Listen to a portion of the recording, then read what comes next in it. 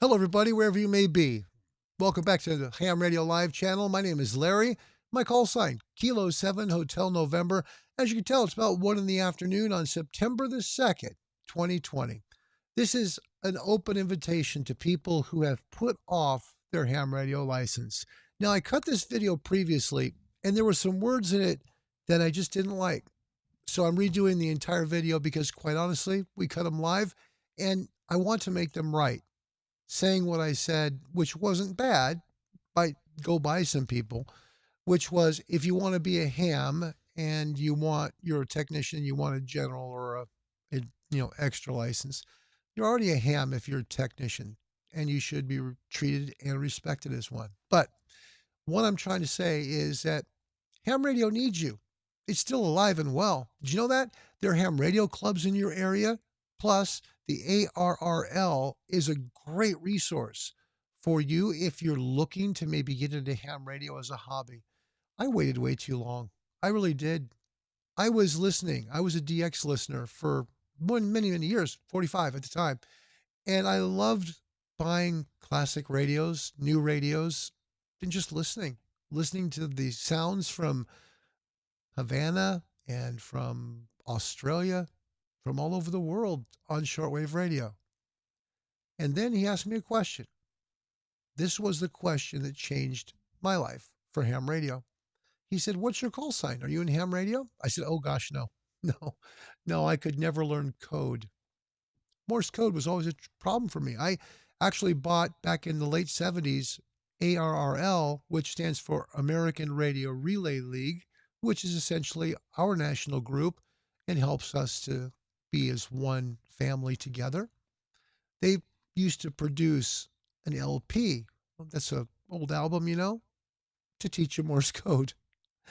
Yours truly kept picking up the stylus and trying to hear them, the things back again so I could try and decode T, S, all those things. I just struggled with it. And quite honestly, I gave up. And I didn't realize that many years ago, the FCC had dropped the requirement for code. It used to be if you wanted the lower license, I believe it was 15 words per minute. Then the next license up was 20. Next license up was 25. I couldn't do 10. So I was stuck. And I wish I wouldn't have given up for so long because I've missed a lot of time I could be on the air. If you're thinking about ham radio, maybe it's something that your grandpa used to do or your dad was really in love with or is in love with.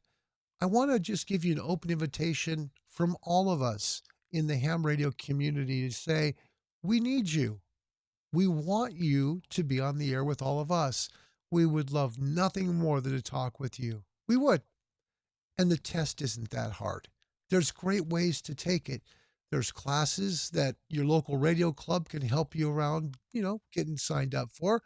And there's wonderful online tools as well. You can use an online test. I don't know if you knew that.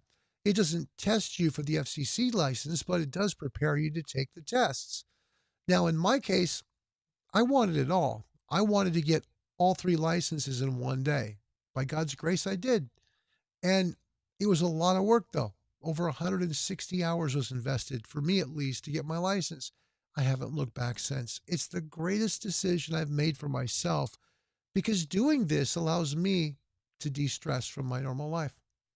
Just sitting here, making calls, meeting new people, putting a new push pin somewhere on my map over here. Show you the map again, just the map. This kind of gives you an idea of what I do and what I like to do when I make new contacts. Okay, there's my map. And you see my wheat thins in my hat and stuff. But those push pins are the contacts I've made. And those aren't all, they're blocked. Some of them are blocked. But it gives you a great idea of what I've done. And I'm proud of that. I'm grateful for that. I wish I would have done it sooner. If you're thinking about ham radio and being in ham radio, don't wait. The online stuff that's out there right now is really solid. They give you the correct answers, the same exact answers that are on the FCC test. They even give you the wrong answers as worded as well. Plus, they'll let you take sample tests. You can't beat it. I did it. It worked for me. It'll also work for you. And we can sure use you in this hobby. Technicians, I know right now you're able to use 70 centimeters and 2 meters, and you can also get onto 10 meters and 6 with your microphone.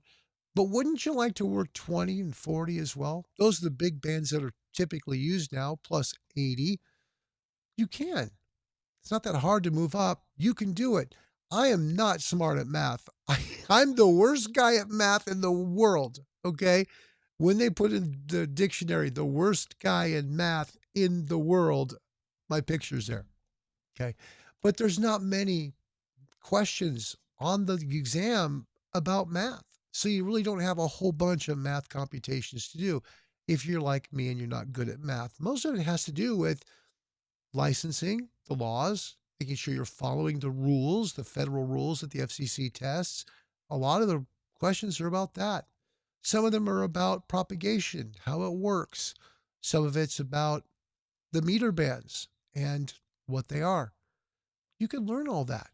It's not hard. If you're a technician and you want to move up to general, that gives you about 97% of all the bands. Did you know that? And you have to take just one more test to get there. You can do it. You can do it. And we would love to be able to talk with you. So, this is an open invitation to you to don't do what I did. Don't wait forever to get your license. Get it now and welcome the world into your home. It's something I have never regretted.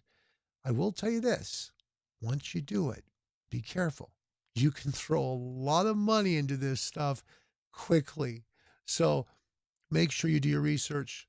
Make sure that you get your antenna. That's the number one thing. Get a good antenna. Make sure your antenna is the best you can get because that is the most important part of your entire station. It is. The second thing, and a lot of people overlook this, is feed line. Get good feed line. Don't do what I did. Don't get the cheap stuff because it'll go there and get you on the air. That's the main thing, get you on the air. And if all you can afford is say RG8X or, you, fine. That's okay. You may not be able to afford LMR 400 right now, but upgrade to it down the road because it will make a huge difference. And you deserve to get every signal into your rig you can and get every watt of power out of that great antenna that you can as well. Okay. So great antenna, the best feed line you can. And from there, there's great choices about radios out there and they're really good prices too. So we would love to have you on the air soon. Don't be intimidated by the tests. It isn't that hard. If I can do it, you can do it. Thanks for watching Ham Radio Live. I appreciate you being here. My name is Larry, and it's been my honor and privilege to spend some time with you today. This has been Ham Radio Live show number 20. God bless you guys. Have a wonderful day. New hams, get those licenses. Take care, everybody.